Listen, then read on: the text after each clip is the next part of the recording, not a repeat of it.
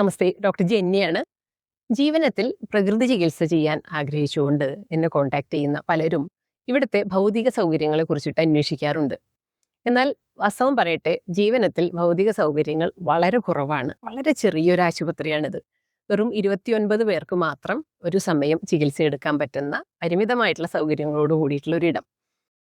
ചെറിയ മുറികളാണ്, എല്ലാം അറ്റാച്ച്ഡ് ആയിട്ടുള്ള ബാത്റൂം ഒക്കെ ഉള്ളതാണ്. അങ്ങനെ മിനിമം സൗകര്യങ്ങൾ മാത്രമേ ഉള്ളൂ. വലിയ മുറികളോ അല്ലെങ്കിൽ ഒരുപാട് ഫർണിച്ചറുകളോ ഒന്നുള്ള ഒരു സൗകര്യവും നമുക്കിവിടെ വാസ്തവത്തിലില്ല. മുറികളിൽ ടിവിയോ അങ്ങനെയുള്ള സൗകര്യങ്ങളുമില്ല.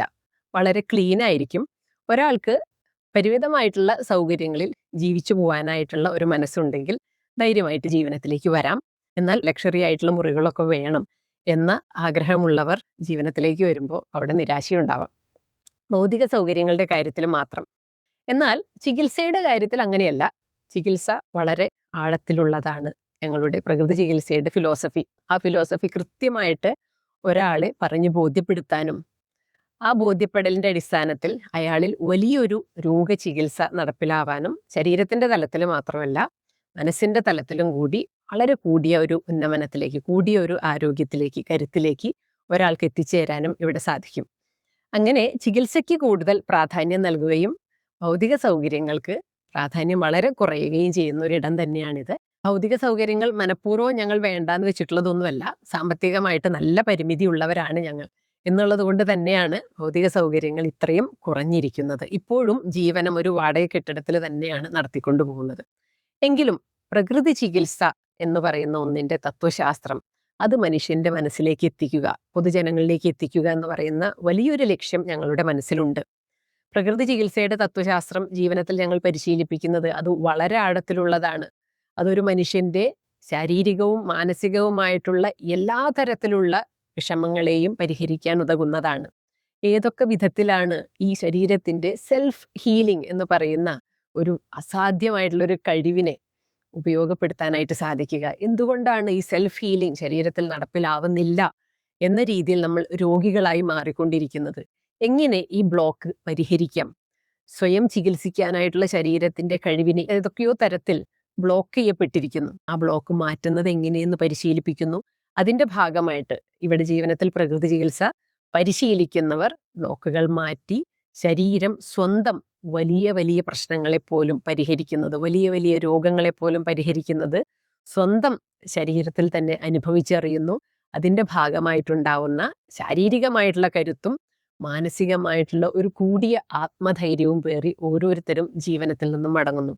ജീവനത്തിലെ പ്രകൃതി ചികിത്സ പൂർണ്ണമായും എക്സ്പീരിയൻഷ്യലാണ്. അതൊരാൾക്ക് പരിശീലിച്ച് മാത്രം ബോധ്യപ്പെടുന്ന ഒന്നു മാത്രമാണ്. പുറമെ നിന്നും പ്രകൃതി ചികിത്സയെ നോക്കിക്കാണുമ്പോൾ മനസ്സിലാവുന്നത് കുറച്ച് ശുദ്ധവായു, കുറച്ച് സൂര്യപ്രകാശം, ശുദ്ധജലം, ഉപവാസം, വ്യായാമം, ഭക്ഷണത്തിലുള്ള ക്രമീകരണങ്ങൾ, പഴങ്ങൾ, പച്ചക്കറികൾ, ഇതൊക്കെയായിരിക്കും പ്രകൃതി ചികിത്സയെക്കുറിച്ച് മനസ്സിലാക്കാനായിട്ട് സാധിക്കുക. കാരണം പുറമെ നിന്നും അത്രയും നോക്കിക്കാണാൻ സാധിക്കുകയുള്ളൂ എന്നുള്ളത് വാസ്തവം തന്നെയാണ്. പക്ഷെ യഥാർത്ഥത്തിൽ ഇവിടെ നടക്കുന്ന ചികിത്സ എന്ന് പറയുന്നതിൻ്റെ വളരെ ചെറിയൊരു അംശം മാത്രം, ഒരു 5% മാത്രമൊക്കെ ആയിരിക്കും പുറമെ നിന്നും കാണുന്നവർക്ക് മനസ്സിലാവുന്നത്.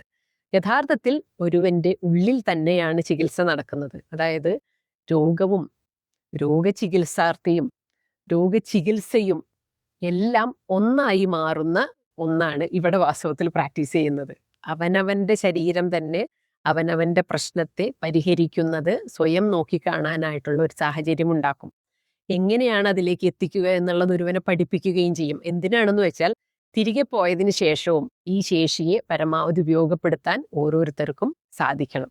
ഇതുപോലെ ശരീരത്തിൻ്റെയും മനസ്സിൻ്റെയും സ്വാതന്ത്ര്യത്തിലേക്കുള്ള വലിയ വാതായനങ്ങൾ തുറക്കുകയാണ് ഇവിടെ ഈ പ്രകൃതി ചികിത്സ പരിശീലിക്കുക വഴി.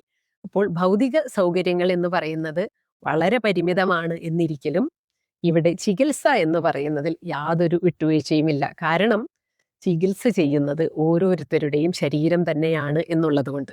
ഇനി ജീവനത്തിലെ ഈ ഭൗതിക സൗകര്യങ്ങളൊക്കെ മെച്ചപ്പെടുന്ന, വർദ്ധിക്കുന്ന ഒരു സമയം വരിക തന്നെ ചെയ്യും. നമുക്ക് സാമ്പത്തികമായിട്ട് മെച്ചപ്പെടുന്ന ഒരവസ്ഥ വരുമ്പോൾ തീർച്ചയായിട്ടും ഭൗതിക സൗകര്യങ്ങളും ജീവനത്തിൽ വർദ്ധിക്കും. അപ്പം അതുവരെ ഇതാണ് നമ്മുടെ ലക്ഷ്യം. രോഗചികിത്സ എന്നുള്ളതിൽ വിട്ടുവീഴ്ചയില്ലാതെ മുന്നോട്ട് പോവുക. ഭൗതിക സൗകര്യങ്ങളുടെ പിറകെ ഇപ്പോൾ ഞങ്ങൾ അധികം പോകുന്നില്ല. അപ്പം ഈ ഒരു വാസ്തവം കൂടി എനിക്ക് അറിയിക്കണം എന്നുണ്ട്. കാരണം പലരും എന്നെ വിളിക്കുമ്പോൾ ഇവിടുത്തെ സൗകര്യങ്ങളെ കുറിച്ചിട്ട് ചോദിക്കുമ്പോൾ എല്ലാവരുടെ അടുത്തും ഞാൻ മാറി മാറി ഇങ്ങനെ പറയും വളരെ പരിമിതമായിട്ടുള്ള സൗകര്യങ്ങൾ മാത്രമേ ഇവിടെ ഉള്ളൂ എന്നുള്ളത്. അപ്പം അത് എല്ലാവരോടുമായിട്ടൊന്ന് ഒരുമിച്ച് പറഞ്ഞു എന്ന് മാത്രം. ഓക്കെ, എല്ലാവരും സന്തോഷമായിട്ട് ആരോഗ്യമായിട്ടിരിക്കുക. Thank you.